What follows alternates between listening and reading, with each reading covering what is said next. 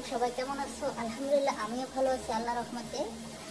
তো দুপুরে রান্না করছি, এগুলো খাওয়া দাওয়া করবো। তো আমি আজকে শাক ভাজি করছি, যে ডাঁটা শাক। এই দেখো, সাদা ভাতের সাথে নিয়েছি।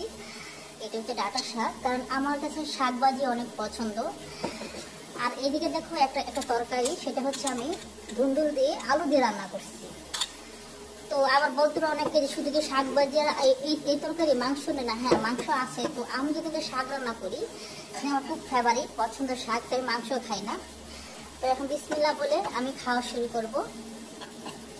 তো বন্ধুরা, আমার এখন খাওয়া দাওয়া শেষ করার পরে আমি আমার প্লেট, গ্লাস, তারপরে তরকারির বাটি এগুলো ধুয়ে নিচ্ছি।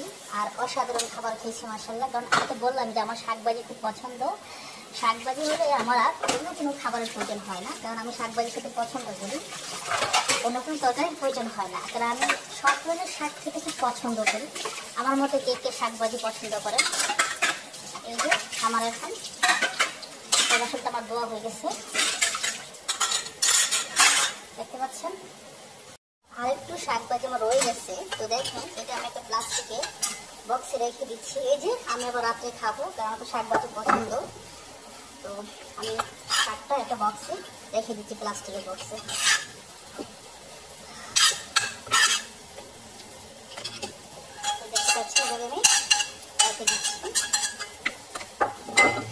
বক্সটা আমি বন্ধ করে দিব।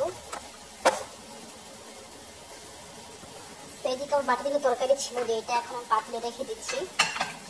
আমার খাওয়া শেষ, পাতলে রেখে দিচ্ছি। তরকারি একটু বেশি আছে, রাত্রে আবার গরম করে নিব। শেষ, যে এখন আমি আমার চুলাগুলা পরিষ্কার করে নেবো রান্না করে, যেহেতু আমার রান্না করা শেষ। এই দেখুন, তো এইভাবে আমি সাবান দিয়ে মরে নিচ্ছি। এটা আমার খাওয়া দাওয়া শেষ। চুলাগুলো এখন সুন্দরভাবে প্রত্যেকটা চুলা আমি এইভাবে পরিষ্কার করে নিব ধোয়ার জন্য।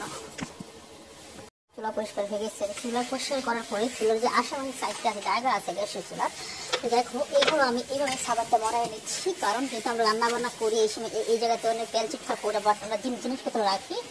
দেখো আমার এখানে অনেক ধরনের জিনিস আছে, যেগুলো চা, অনেক ধরনের চা আছে, দেখতে পাচ্ছ। তার জন্য এটাকে সাবান দিয়ে মরাইতে হয়। দেখো, এটা আমি পরিষ্কার করে নিচ্ছি। এখন আমি আমার বেসিনটাকে সাবান দিয়ে দিচ্ছি, এখন পরিষ্কার করে নিই। দেখো অনেকগুলো ময়লা জমা। দেখো আমি এইভাবে এটাকে এইভাবে ডোরে পরিষ্কার করে নিচ্ছি।